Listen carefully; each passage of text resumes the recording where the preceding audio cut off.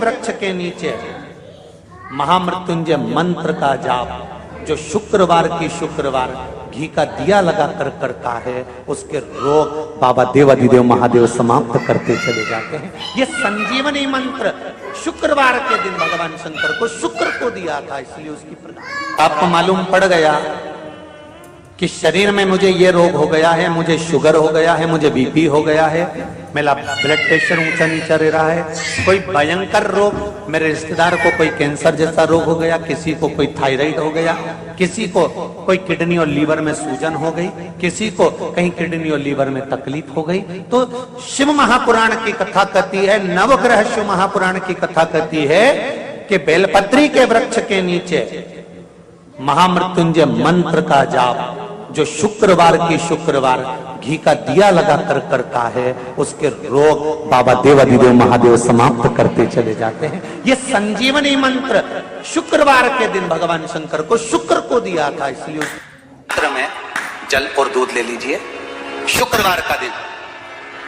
तो कहोगे गुरुजी ये कथा कहां से निकाल के लाए हो? तो विष्णु पुराण में से आप उसको स्मरण कर सकते हो। काय में से? विष्णु पुराण में से। एक पात्र में देसी गाय का दूध, जल उसमें रखकर, और आपके यहाँ अगर लड्डू गोपाल हो, यदि आपके घर में ठाकुर जी हो, लड्डू गोपाल हो, विष्णु जी का कोई स्वरूप हो, श्री हरि का कोई स्वरूप हो, तो उस पर शुक्रवार के दिन आप संध्या के समय पर दुर्वा डालकर उस दुर्वा से अगर लक्ष्मी जी के नामों का 108 बार उच्चारण कर कर घी का दिया लगाकर कैसर के चावल साथ में रखकर केवल उस जल का और दूध का मात्र छींटा देते हो, तो उसके घर में कभी लक्ष्मी की कमी नहीं आ सकती, संपदा बढ़ती चली जाती है। 108 बार लक्ष्मी के नाम का मात्र उच्चारण कर लेने पर भगवान विष्णु के चरणारविंद पर, भगवान विष्णु के चरणों पर केवल उस दुर्वा का, जल का, दूध का सिंचन कर देने से भी लक्ष्मी की वृद्धि होती है। शिव उनके मंदिर में आने वाले को तुरंत दे देता,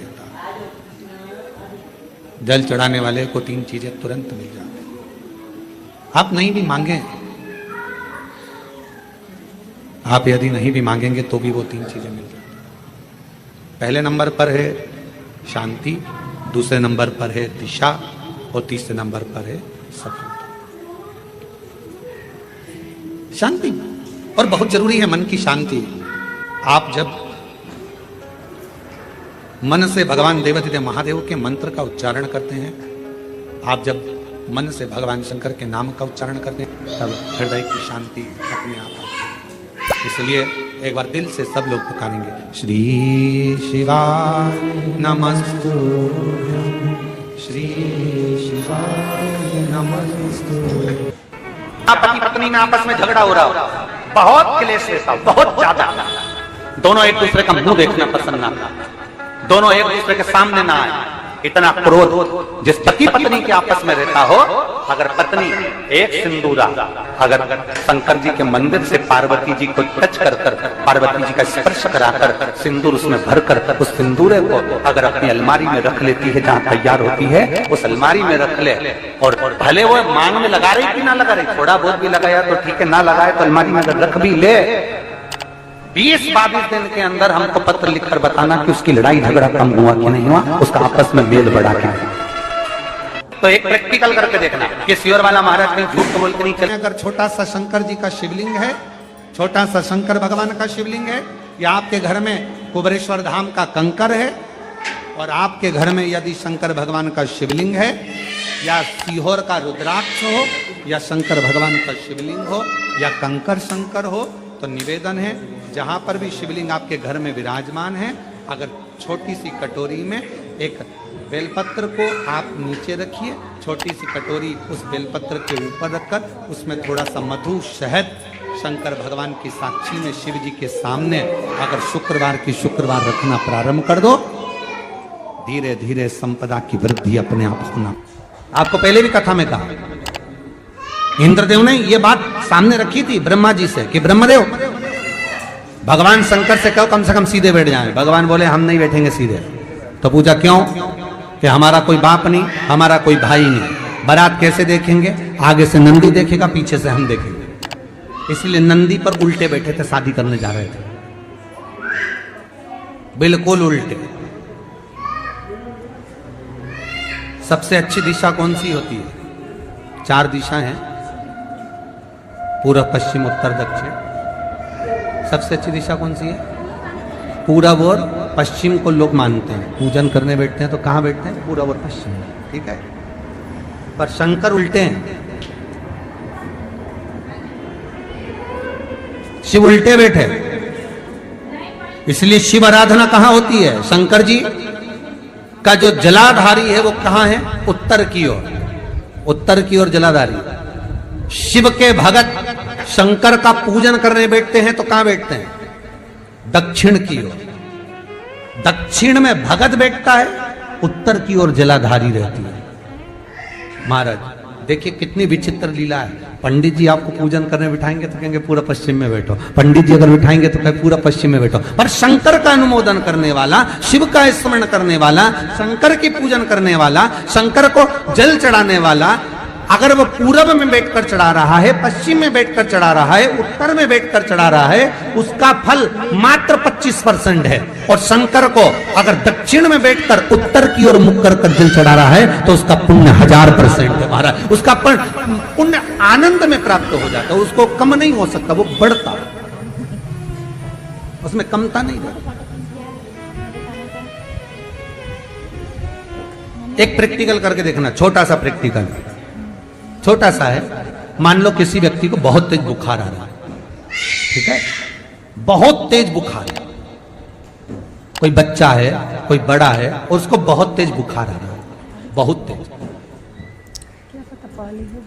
अब आज के जमाने में बुखार कोरोना के चक्कर में भी है, वो भी ध्यान रखना हो।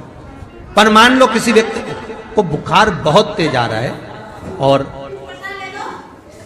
बच्चा तप भी बहुत रहा है, एक लोटा पानी महाराज लेकर जाइए, उल्टे हाथ में उस कलश को रखिएगा, सीधे हाथ से उस कलश के ऊपर हाथ रखकर लेकर ऐसे कैसे ही मंदिर में चले जाओ शंकर जी के।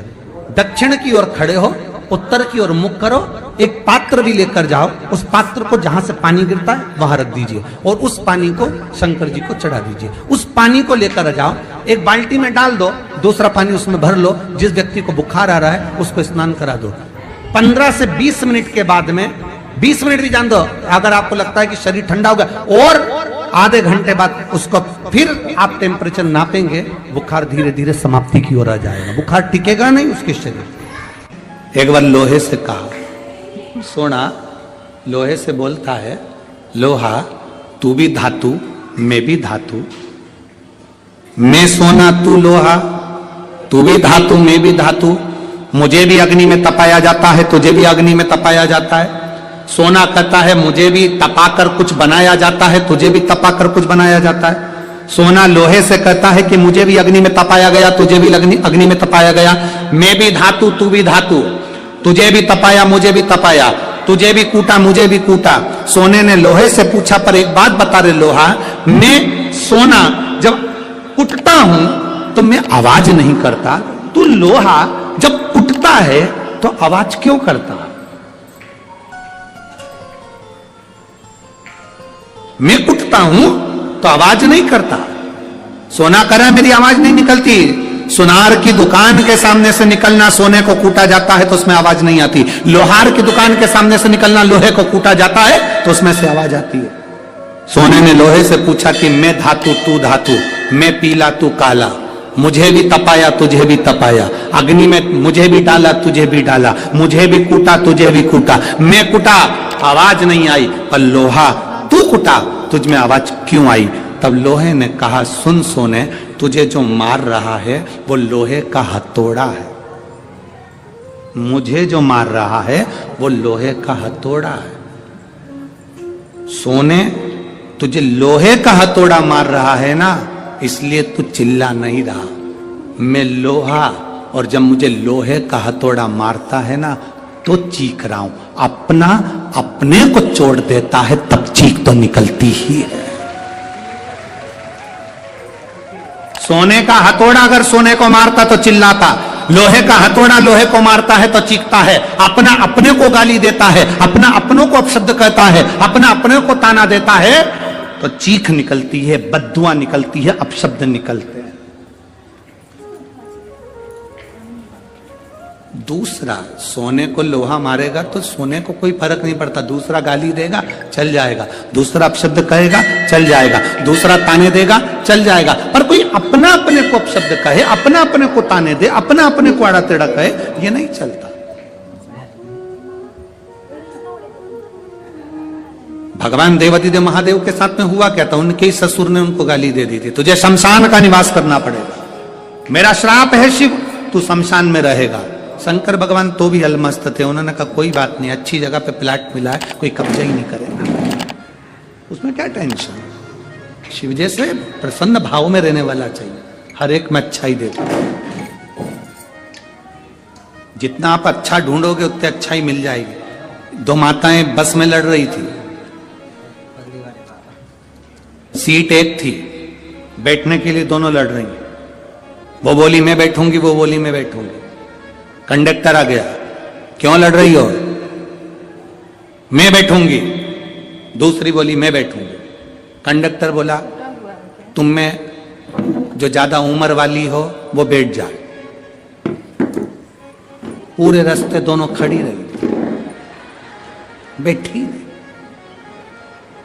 क्योंकि जो बैठेगी वो ज्यादा उम्र की, बैठी नहीं, दोनों खड़ी। पूरा रास्ता उन्होंने खड़ा खड़ा निकाल दिया, पर बैठी नहीं। कंडक्टर दोबारा आया, बैठो, अभी मैं बैठू। तो कंडक्टर ने दूसरी से कहा बैठ जाओ, दिख रहा है तुझे मेरी उम्र नजर आ रही है। कंडक्टर ने फिर दूसरी से कहा तू बैठ जा, आंखों का इलाज करवा ले तेरे। नहीं बैठूंगी मैं, कोई इतनी उम्र क्यों। कुर्सी पूरी खाली बस की, दोनों नहीं बैठी। इतने में एक दूसरा आ गया, चले गए। ये खड़ी की खड़ी बस की, किसी को मालूम ना पड़ जाए कि उम्र कितनी है।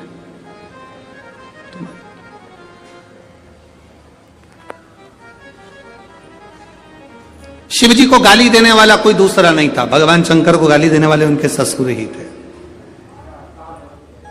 तुम्हारे ऊपर उंगली उठाने वाला कोई दूसरा नहीं होगा, तुम्हारे अपने ही होंगे।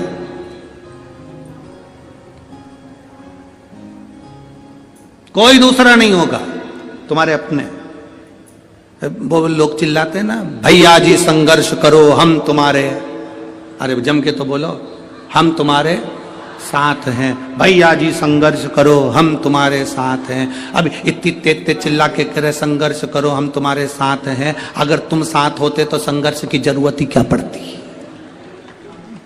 संघर्ष की जरूरत क्या पड़ती। साथ नहीं हो तो संघर्ष की जरूरत है, कहना कठिन है। शंकर भगवान को गाली देने वाला कोई दूसरा नहीं था, शिव जी को अपशब्द कहने वाला कोई दूसरा नहीं था, शंकर भगवान को आड़ा टेढ़ा कहने वाला कोई दूसरा नहीं था। स्वयं देवादिदेव महादेव को अपशब्द कहे उनके ससुर ने कहे, हे शिव मेरा श्राप है, तू शमशान में निवास कर। 5 स्थान शिव जी को चढ़े हुए जल को लगाने का। पहला स्थान बोलिए, जम के बोलो जरा, नेत्र। दूसरा स्थान कर्ण, तीसरा स्थान मस्तिष्क, चौथा स्थान कंठ और 5वां स्थान अपना हृदय। मात्र ये 5 स्थान शिव जी के चढ़े हुए जल को आप अगर लगा लेते हो तो तुम्हारे ऊपर किसी ग्रह, चाहे शनि हो, चाहे राहु हो, चाहे केतु हो, चाहे मंगल हो, कोई ग्रह आप पर भारी नहीं रह सकता। ये 5 स्थान मेरे देवादिदेव महादेव की अविरल भक्ति के लिए, निर्मल शुद्धि के लिए है। नेत्रों पर जल लगाने से मतलब है कि जब भी मैं दर्शन करूं तो मेरे देवादिदेव महादेव का करूं, शिव जी।